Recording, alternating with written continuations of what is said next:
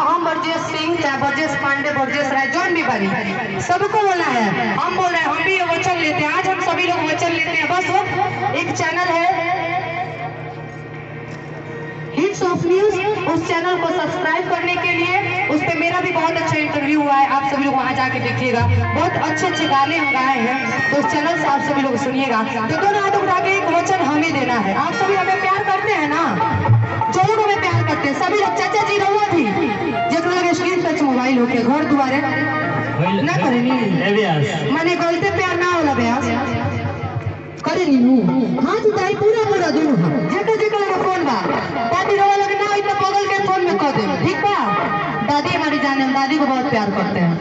कहना है कि हम प्रिया सिंह, रोवा लोग अपन नाम, हम प्रिया सिंह आज मंदिर में वचन देते हैं कि हम लोग हिट्स ऑफ न्यूज चैनल को घर जाते जाते सब्सक्राइब करेंगे, और उस चैनल को सब्सक्राइब करके उस चैनल का जितना भी वीडियो आया होगा सब देखेंगे, पूरा पूरा देखिएगा ना आप सभी लोग। एक बार हल्ला करके सभी लोग बताए तो